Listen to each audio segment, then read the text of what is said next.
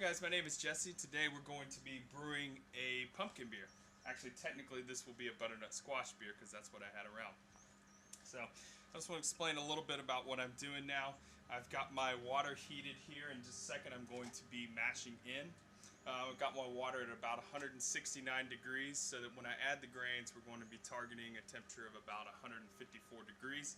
I'm trying to add a little bit of body to this beer. It's a kind of a replication of a Southern Tier Pumking, and one of the qualities of that beer is kind of a really nice mouthfeel and a little bit bigger body, so we're going to be mashing in a little bit higher today.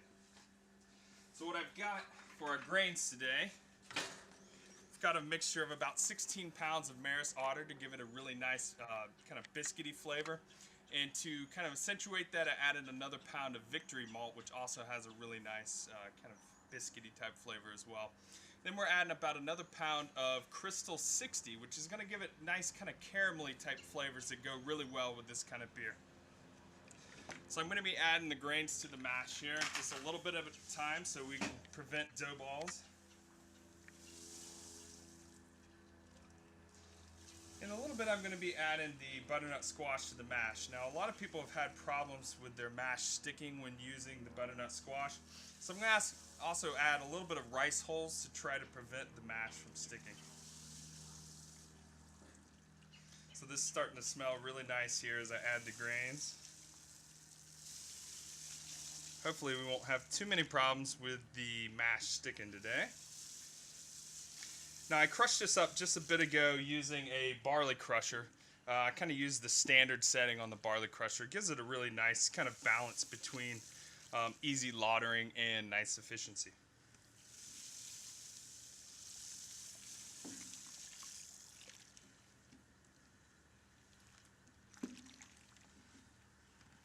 I don't know if any of you guys have had the Southern Tier Pumking. It's a lot different than a lot of the pumpkin beers out there. It's probably about as close as liquid pumpkin pie as you can get. So it has a lot of body to it, very nice spices, a little bit of vanilla type flavors. You just really get all parts of the pumpkin pie. Everything from the nice creaminess of the pumpkin and the pumpkin flavor itself, as well as the pumpkin pie spices. And then somehow they're even able to capture kind of the breadiness and the biscuitiness and butteriness of the actual crust of the pie. So that's kind of what we're going for here. Alright guys, I just got done mashing in here, put all the grains in, and what I'm going to do now is I'm actually going to add a couple of things before we get to our butternut squash. I'm adding a little bit of calcium chloride here. What this is going to do is acidify the mash a little bit to balance out with the alkalinity of the water. It's a pretty light grain bill here, so we're not going to have a lot of acidity in there that we get from some of the darker malt. So I'm going to add this little bit of calcium chloride. What this is also going to do, the calcium here is going to help with clarification of the beer, and especially since we're brewing a pumpkin beer and are going to have a lot of issues potentially with the beer being cloudy anyway, I'm bumping up the chloride. Another thing I'm trying to do here is your chloride to sulfate ratio is a big factor determining how bitterness is perceived and how smooth and malty the beer comes out. So I'm trying to up the calcium to, the chloride to sulfate ratio here to accentuate some of that maltiness, because this beer is all about maltiness and the hops are kind of in the background. Alright, so in addition to that calcium chloride I just added, I'm also going to kind of bump up the acidity just a little bit more.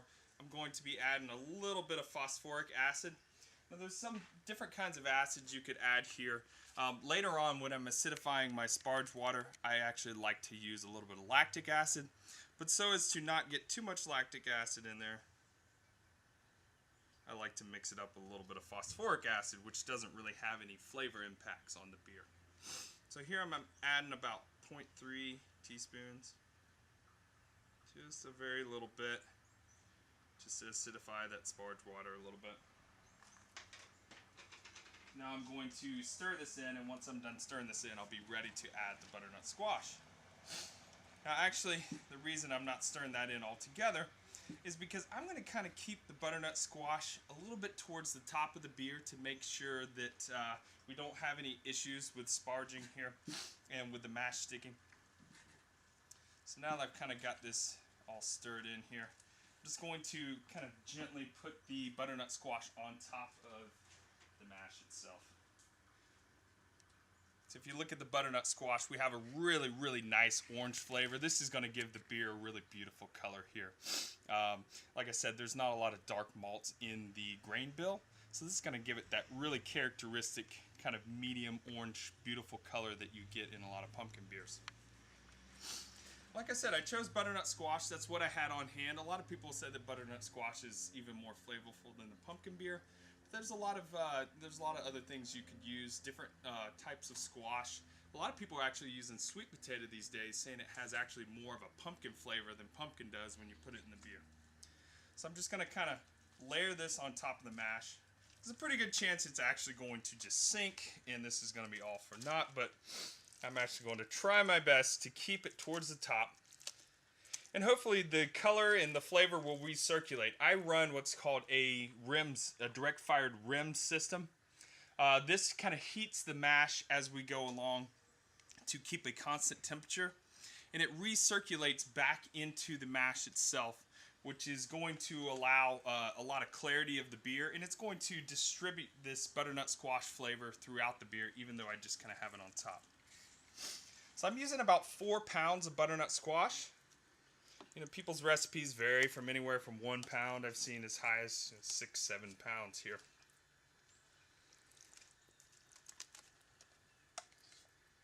All right, the butternut squash I baked in the oven. I kind of cut them in half, baked in the oven face down at about 350 degrees for somewhere around an hour. And what happens, the butternut squash gets a really nice caramelization to it that really helps give it this nice flavor, this kind of caramelly nice flavor that we get in this beer. So I'm going to work this in just a little bit here. Again, trying to keep it kind of towards the top. And I'm thinking pretty soon this beer is going to kind of take on a little bit of that orange color from all this butternut squash. Okay. Now the next thing I'm going to do is, before I start my rim system and recirculating this, I actually need to, it's good to let it wait and kind of sit for about 10 minutes. Kind of lets the temperature equalize, and it kind of lets the grain bed set before you actually start recirculating. It helps to prevent things like a stuck spark. So in just a minute here, we'll let us wait for about 10 minutes, and then we'll come back and take a look at it here and start the rim system. Alright guys, we're back. It's been about 10 minutes now. We've let the mash kind of settle in. We're ready to kind of fire up the rim system, but I want to show you just a little bit about my setup here before we get going. So what we have here is, coming out of the mash tun itself, kind of have a tube going down into a pump, and I'm just using a normal, the high impeller March 809 pump. So it's coming out of the pump and it's recirculating back into the top here. You can see it's actually got a tube. It's going down back into the mash. And what I have connected to this little tube where it's coming back in is a temperature probe. Now this is part of the Blickman Tower of Power that I bought a few months ago. Really enjoying it. So what it allows you to do is measure the temperature going back into the mash. You really want to, in a rim system or a Herm system, be measuring your temperature as close to going back into the mash tun as possible. So if you see the cord here, this is actually going to the tower power itself. And what I can do here is just simply set the temperature I want to have the mash be at. And once I set this, it's going to keep firing this. I have a Blickman burner here that is hooked up through a solenoid valve, actually, to a propane tank here. And it's going to fire on the Blickman burner on and off to keep the temperature what I set here. So as I said, I'm going to be setting this for somewhere around 155. I want a nice body to this beer. So I'm just going to set the Blickman Tower of Power here. Alright guys, we've had the rim system running here for, I don't know, roughly 10 minutes after we started recirculating.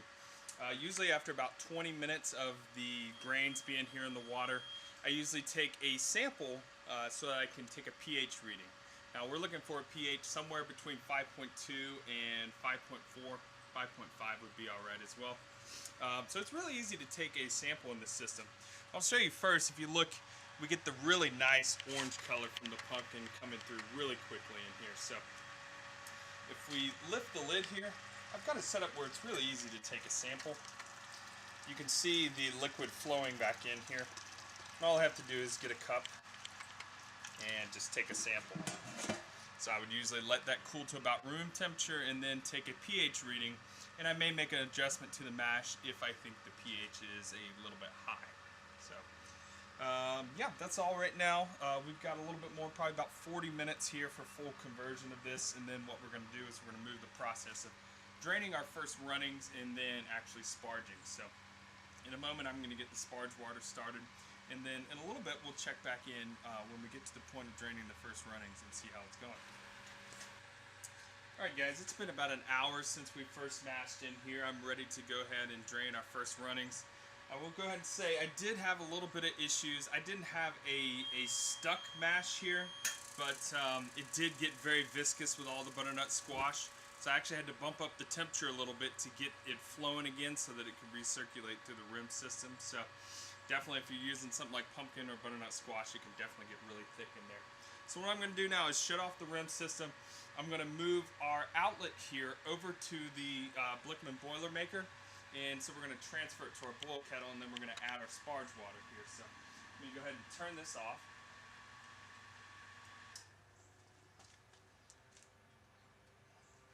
And I'm just going to quickly now transfer our hose.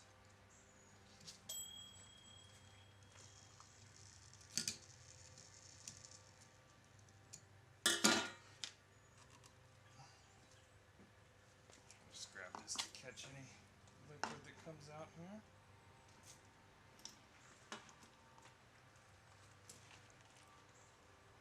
We didn't really have too much. Now all I have to do is, I want to make sure and get the clamp here. I'll just connect this over to the Blickman.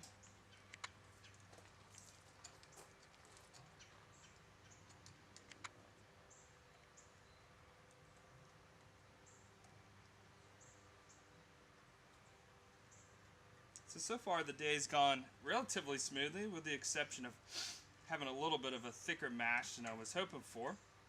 But other than that, it's been kind of fine.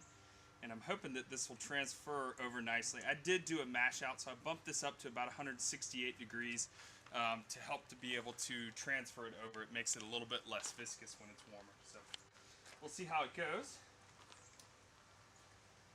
I'm going to start off a little bit slow here so I don't stick that mash.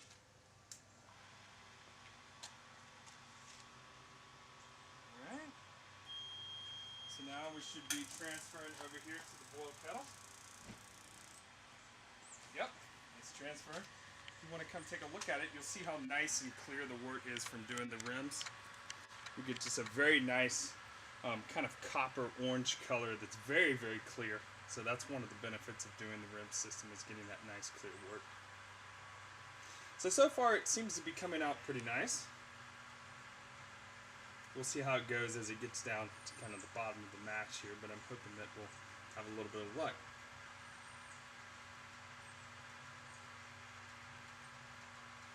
So while this is transferring here, I do have some sparge water heating up over here.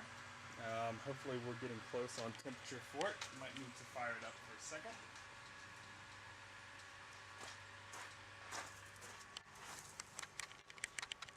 So I'm at about 175 degrees. So what I'm aiming for here with the sparge water, there's a lot of confusion with this. A lot of people will make their sparge water around 168. The problem with that is when you add that to the mash, your mash temperature is not going to be 168. It's actually going to be lower than that. So you actually want to make your sparge water warm enough so that when it combines with the mash, it's going to get back up to 168, just like I did for mash out. So you actually need to get a little bit higher than that. So I'm going to go ahead and fire this back up. And it's about 175, so we'll probably just need a few more minutes.